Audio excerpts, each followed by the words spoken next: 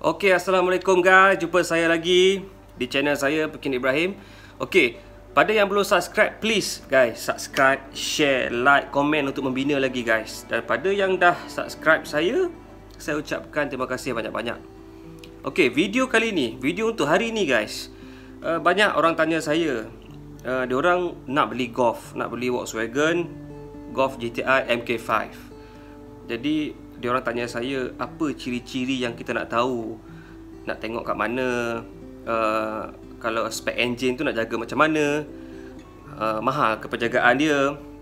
Okey, sebenarnya untuk menjaga sebuah kereta Golf, tambah-tambah lagi model MK5 GTI, taklah terlalu rumit. Sebenarnya ada beberapa benda saja yang korang perlu tahu dalam kereta Golf tu. Apa benda yang kena check? Hanya dua benda je guys yang korang perlu jaga, yang selalunya orang ambil lewa benda ni.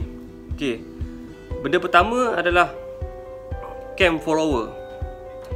Cam follower korang boleh tengok dekat atas ni, gambar ni. Selalunya benda ni duduk dalam high pressure fuel pump. Okey, saya akan tunjukkan gambar kat atas ni, dekat mana kedudukannya. Bila tak jaga benda ni, dia boleh jadi pecah guys. Dia macam piston kecil yang ada dalam high pressure fuel pump. Piston kecil tu kalau kita kaki rembat, memang selalu rembat, lama-lama benda tu akan hentak. Dia akan jadi nipis dan akan pecah. So korang boleh tengok atas dalam gambar ni macam mana yang betul, yang baru, dan macam mana yang dah pecah. Kalau pecah benda ni, korang akan keluarkan duit yang banyak lah untuk nak repair. Jadi silap-silap pakai enjin kereta tu. Okey, jadi itu yang pertama, cam follower yang selalunya orang ambil mudah. Dan kalau tukar benda ni, selalunya 2-3 kali servis, selalunya korang check lah, buka senang saja, 3 skru macam tu je nak buka benda tu keluar. Untuk check kalau dah nampak putih tu dan nipis, tukarlah. Harga dia dalam 200 lebih je guys. 200 lebih tu saya rasa ada yang mungkin bawah lagi, tapi lebih kurang harga dia lebih kurang dalam 200 lebih saja. Sangat murah. Tapi kalau tak jaga benda ni, benda 200 lebih ni, korang akan kerugian beribu-ribu lah. Okey, yang kedua, Mechatronic gearbox. Sebenarnya dia bukan rosak gearbox guys. Dia bukan gearbox problem. Sebenarnya dia sebuah mechanical yang ada dalam gearbox yang dipanggil Mechatronic. Mechatronic ni dia macam computer box lah. Computer box yang control gearbox kita. Okey, macam dalam gambar ni, nampak tak? Okey, Mechatronic selalunya korang kena check daripada owner yang sebelum ni, adakah dia servis ikut time. Maksudnya kalau diorang jaga servis DSG gearbox tu, selalunya tidak akan ada masalah dengan Mechatronic. Saya suggest selalunya dalam manual book, kalau kita pergi Volkswagen, dia akan suggest kat kita 50 ke 60 ribu kilometer baru tukar minyak gearbox. Tapi kita dekat Malaysia guys, kita kena fikir cuaca kita panas dengan jalan jam. So kalau saya servis minyak gearbox 40 ke 45 ribu kilometer, saya awalkan sikit. Sebab kita tahu cuaca kita panas dan minyak tu akan kering dalam gearbox kita. So itu yang akan mengalami kerosakan Mechatronic.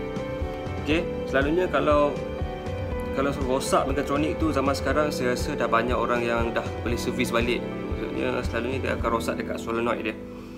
Okay, dia akan tukar, boleh servis balik lah. Tapi kalau dulu mungkin dia orang tukar seketul. Tapi ada juga orang malas nak buat, dia orang tukar seketul. Sebab sekarang tak risau, dah ada second hand. Second hand Mechatronic pun guys, harga dia lebih kurang dalam 3,000 lebih ke 4,000 juga. Kalau baru 7 ke 8,000 guys. Malah ada yang sampai 10,000. Tengok kedai lah mana korang pergi. Kalau korang pergi kedai yang okey, dapatlah harga murah sikit. Kalau kedai yang tak okey, mandilah, memang terbanglah duit. Tapi average harga dia lebih kurang macam tu lah. Memang habislah dalam, kalau second hand dalam 3,500 ke 4,000. Ada yang bawah lagi. Ada yang mungkin korang dapat harga lebih kurang dalam 2,800, 3,000 macam tu untuk Mechatronic second hand. Okey, so saya suggest kat korang, kalau korang ambil kereta tu, beli kereta yang second hand, korang terus servis. Maknanya korang terus servis DSG oil, servis minyak hitam, supaya korang senang untuk nak pantau bila nak servis balik. Sebab korang takkan tahu yang owner sebelum ni dia servis ke tak. Betul tak? Kadang-kadang tanya servis je sebab nak suruh kita beli kereta tu. Tapi sebenarnya better korang beli, korang terus servis dan korang tahu rekod bila next servis. Okay, itu tip yang kedua. Jadi yang ketiga yang selalunya problem adalah cakul kanister. Cakul kanister kedudukannya kat sini. Selalunya benda ni kalau rosak guys, dia akan nyala check engine. Bila kita scan, benda tu yang akan rosak, cakul kanister tu. Selalunya kedai akan suruh tukar lah. Harga dia lebih kurang 500 lah. Ada kedai 480, ada kedai 500 lebih sikit. Tapi lebih kurang average 500 saja harga dia. Dia ada yang OEM, ada yang ori. OEM saya rasa lagi murah sikit. So, cakul kanister ni sebenarnya korang boleh repair. Maksudnya kalau setakat pertama kali, dua kali check engine nyala, scan, keluar cakul kanister, sebenarnya korang boleh tak perlu tukar lagi. Korang boleh repair. Cara-cara repairnya, okay guys, ini cakul kanister tu. Ini dia dekat sebelah part coolant, part wiper punya air ni. Ini kalau kata check engine naik, sometimes bila kau scan, nak kena tukar benda ni, cakul kanister ni.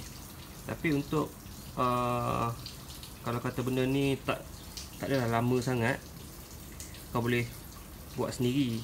Maksudnya cara nak buat dia, cabut kepit ni, angkat wire ni, dan cabut ni.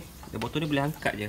Kau boleh angkat je botol ni, dan korang ketuk sampai bunyi pasir balik. Dalam ni ada pasir, macam ada arang cakul dia tu, sampai dia bunyi berpasir balik. Lepas tu ambil jarum, kau nampak tak tu, macam ada kertas dalam tu. Kau cucuk dalam jarum, dalam 5-6 cucuk kat dalam ni. Lepas tu pasang balik, masukkan ni balik, letakkan ni balik. And then bila kau switch on engine, kau kena scan lah, delete fault code yang keluar tu. Macam aku kat rumah ni, aku scan pakai OBD je. Sekejap aku tunjuk OBD tu apa. Okay guys, dekat bawah ni, kat bawah dashboard ni, ada tempat cucuk ni, sebelah driver ni. Aku pakai ni guys, OBD. Aku cucuk bawah ni, cucuk bawah tu. And then aku scan sendiri pakai phone je, pakai app untuk delete untuk delete very minor punya fault code lah. Setakat check engine, simple benda-benda yang simple tu boleh lah, sangat boleh. Ini aku beli baru RM560 je guys, OBD ni. Ada yang Bluetooth, ada yang Wi-Fi. Aku beli yang Wi-Fi, senang. Ini sangat bagus guys, standby dalam kereta. Kadang-kadang check engine nyala tu benda simple je, kau boleh delete sendiri. Scan, dia boleh keluar apa masalah, dan kau boleh delete sendiri. Okay guys, jadi korang boleh pakai balik benda tu, dan lepas pakai balik korang boleh scan balik kereta tu untuk delete fault code. Macam saya gunakan OBD supaya kita senang buat kerja kat rumah saja. Kalau korang pergi kedai, korang akan buang masa sebenarnya, sebab benda simple korang boleh beli sendiri. Benda alah ni harga lebih kurang RM560 saja. Cucuk dekat bawah OBD tempat dia tu, dan korang boleh scan pakai phone je, pakai app. So itu adalah benda ketiga yang korang perlu kena tahulah pasal VW MK5. So ciri-ciri lain, selalunya macam banyak pengalaman yang saya dapat bila member yang beli MK5, bila dah beli, bila compare MK5 2008, 2009 dengan 2007 ke bawah ni, dia akan ada beza. Maksudnya beza dekat meter. Kalau 2007 ke bawah guys, meter dia macam ni guys, dia tengah tu ada separuh je. Tapi yang 2008 ke atas dia dapat full. So make sure korang cari kereta yang 2008 ke atas untuk dapatkan meter yang full. Nampak cantik sikit lah dia punya monitor tu. Kalau 2007 ke bawah, korang akan dapat meter yang agak lama. Okay, selain benda tu, interior lebih kurang sama saja. Lain-lain, dashboard semua sama, cuma meter saja yang membezakan 2007 ke bawah ataupun 2008 ke atas. So kalau korang ada sebarang pertanyaan, korang boleh komen kat bawah ni guys. Saya harap video kali ini dapat bagi korang faham macam mana kita nak jaga sebuah kereta MK5 GTI. Sebenarnya tak susah pun, tak rumit. Tahu je pasal benda ni, cam follower, checker canister, dan macam mana nak jaga Mechatronic dalam gearbox kita. So guys, saya harap korang terhibur. Assalamualaikum.